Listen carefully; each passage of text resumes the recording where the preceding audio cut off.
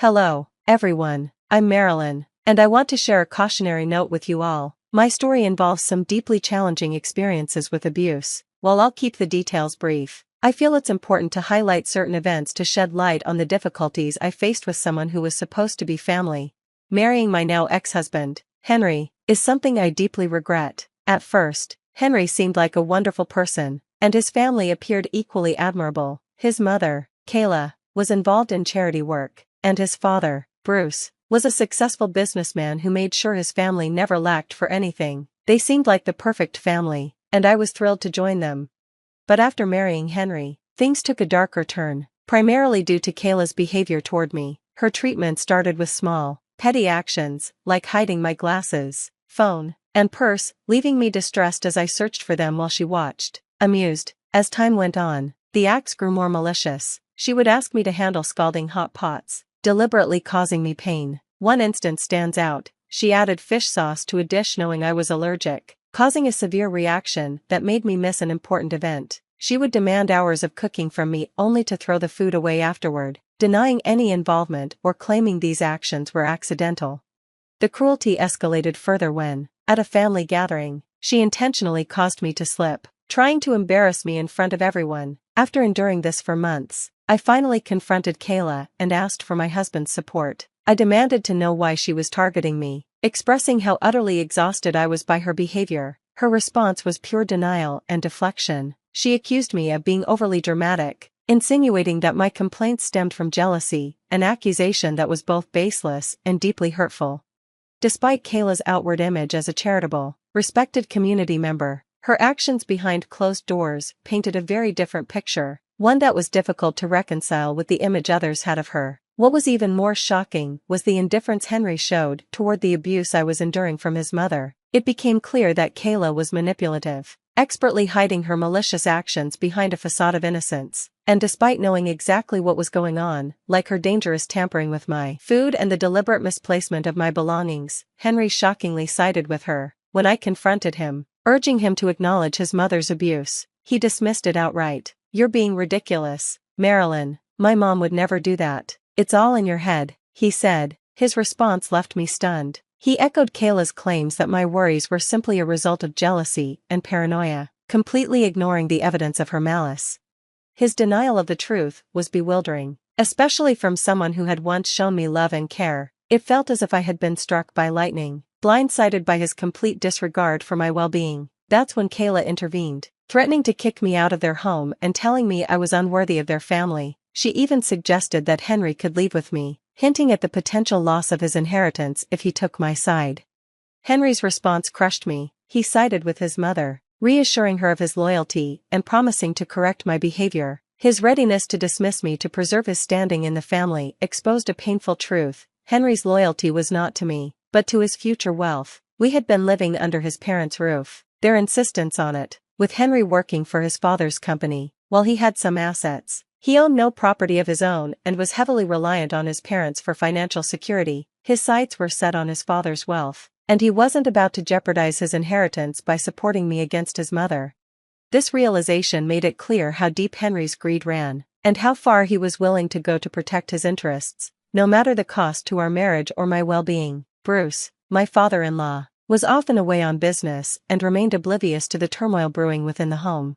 I never imagined that Henry, my husband, would choose not to stand up for me. His response to my plea for support was nothing short of shocking. "Marilyn, what's wrong with you? Do you want to risk our place in this family?" he asked dismissively after I shared the details of the abuse I had suffered at the hands of his mother.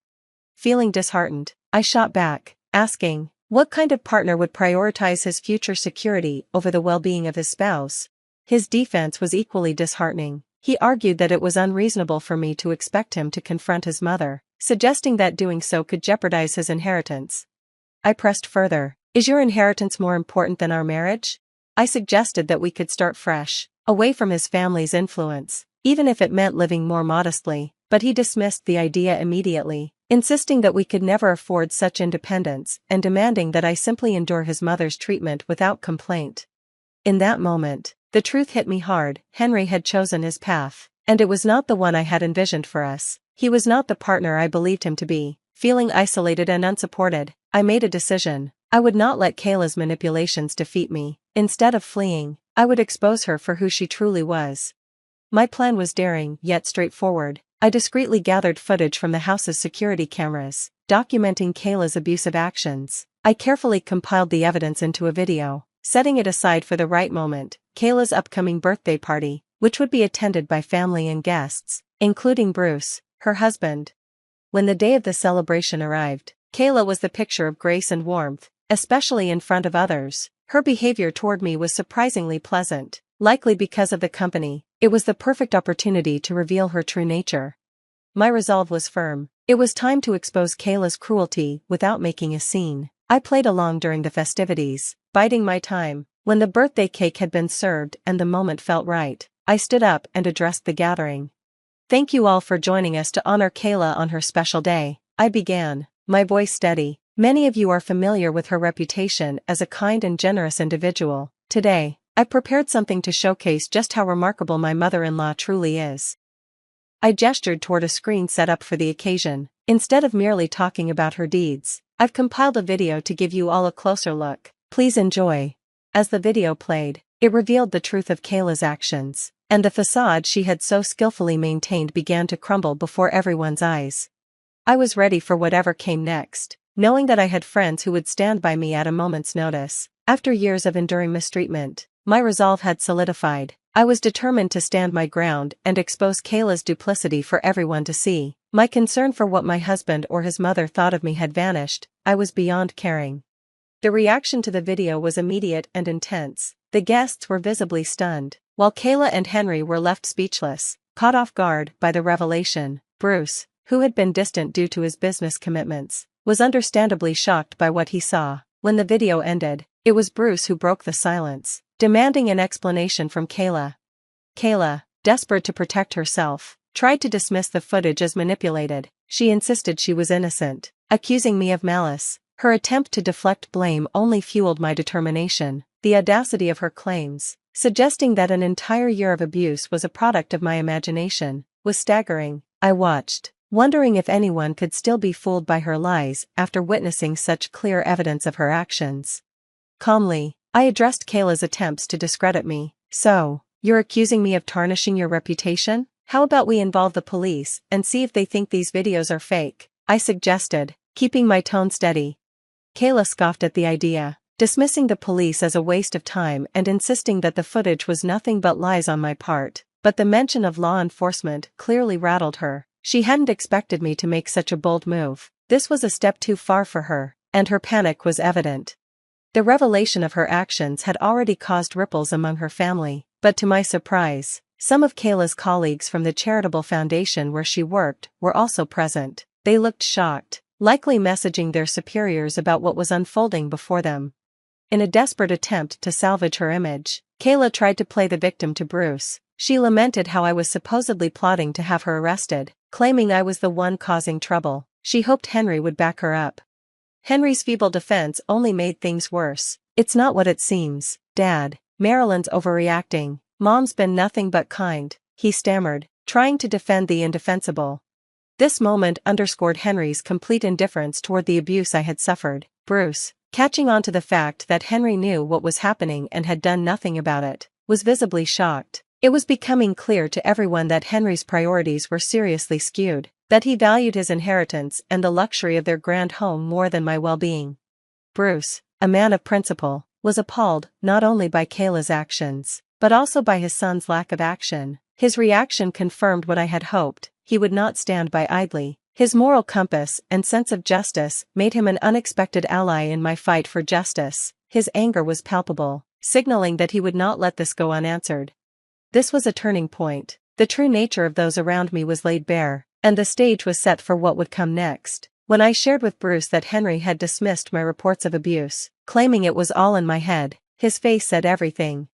It was a pivotal moment when Bruce realized just how unfairly Kayla had been portrayed. His shock was evident. He couldn't believe I hadn't approached him sooner, but I explained my need to gather undeniable evidence of Kayla's cruelty, fearing that without it, my word would be doubted. Bruce's support came swiftly and sincerely. He apologized for his son's failure to protect me and expressed regret over not intervening sooner. He even gave me his blessing to involve the police. a stance that caught both Kayla and Henry off guard. They had always believed their family's unity would shield them from any external scrutiny.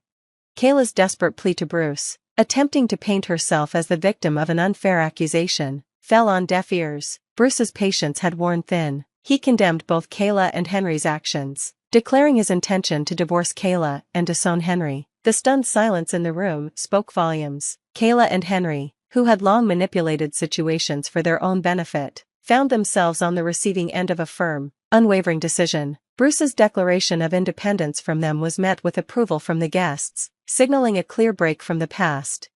To my surprise, Kayla's colleagues, who had witnessed the truth, now stood by me, offering their support. Kayla was left to face the consequences of her actions and the wrath of an irate husband. Her and Henry's final attempts to sway Bruce were futile. Bruce, fueled by undeniable evidence of their wrongdoings, remained resolute. He denounced Henry's greed and cowardice, affirming that I deserved far better than I had received.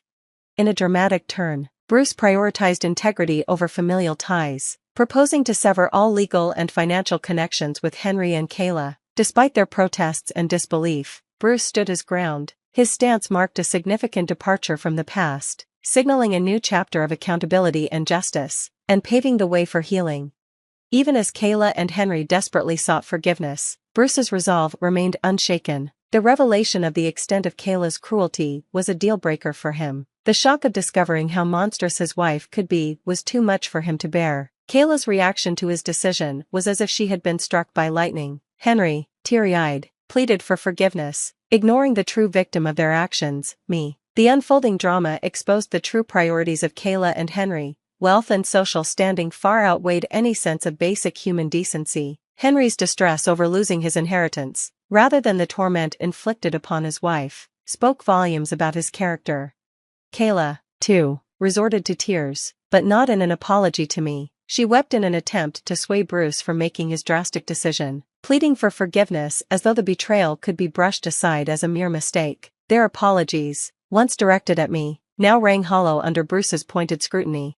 I couldn't help but recoil from their belated apologies, recognizing them for what they truly were, self-serving attempts to regain control. I made it clear that I would not accept their shallow regrets. Their remorse wasn't born out of genuine contrition, but from the consequences they now faced. With their actions exposed for all to see, they had failed to acknowledge me as a person worthy of respect and kindness until it threatened their comfortable lives. Their pleas for reconciliation, invoking family and forgiveness, were nothing more than empty words. I had grown too much to fall for their deceit again.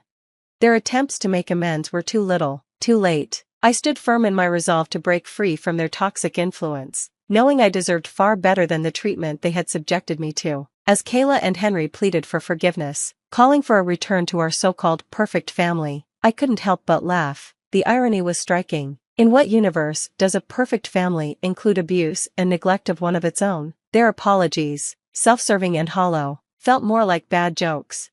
Empowered by the truth of their actions, I faced them with a dismissive smile. You think I'd ever see you as family after everything? You're mistaken. You're just parasites, scared for your future. Well, here's the truth. I don't forgive you. You're nothing to me. And Henry, don't bother with the husband card. I'm divorcing you. That's non-negotiable.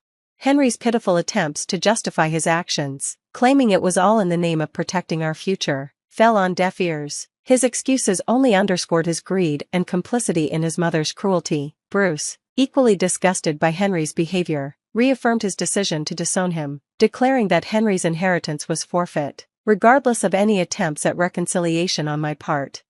Standing my ground, I announced my intention to divorce Henry and claim what was rightfully mine in the settlement, ensuring he was held accountable for his role in this mess. Their continued apologies became mere background noise as I focused on my own resolve. The moment I left, with my friends by my side and Henry halted by Bruce's stern warning, was liberating. I couldn't afford Kayla a final glance. It was time to move on from the toxicity that had trapped me for so long. This departure wasn't just an escape. It was a declaration of my newfound strength and autonomy, a closing chapter on a painful segment of my life, and the beginning of a journey toward healing and self-respect. Eager to erase the memory of Kayla's cruelty, I chose not to involve the police. With Bruce initiating the divorce and disowning Henry, legal battles seemed unnecessary. They were already facing the consequences of their actions. Bruce had evicted them, and without a prenuptial agreement in Kayla's favor, she had no claim to his wealth. Kayla's misconduct was exposed by her colleagues at the charity foundation, leading to her dismissal. Henry lost his position in his father's company and any hope of a significant inheritance, leaving them to consider me, of all people, as their fallback. Given my stable job and finances, Kayla's audacity to seek help from me under the guise of familial bonds was swiftly met with a firm denial and the threat of legal action should they attempt to contact me again. In time, I settled into a new home, navigating the early stages of independence as the divorce proceedings unfolded. Henry, lacking a prenuptial agreement and faced with the undeniable evidence of his and his mother's misdeeds, conceded to the division of his assets with little resistance. Once our divorce was finalized, I invested in a modest apartment, a tangible symbol of my fresh start. Henry's subsequent struggles, juggling multiple jobs to support his uncooperative mother, seemed to him an unjust reversal of fortune. His attempts to reconcile were met with dismissal from me. Their ongoing hardship served as a prolonged retribution, a consequence of their own making. Now, with the dust settled, my life has moved on to a peaceful chapter, mirrored by Bruce's recovery from the ordeal. Henry and Kayla, however, are living out the natural consequences of their actions. It's a fitting resolution to a tumultuous period. This slow burn of a turnaround underscores a profound shift in our fortunes, highlighting the lasting impact of choices and the eventual realization of justice.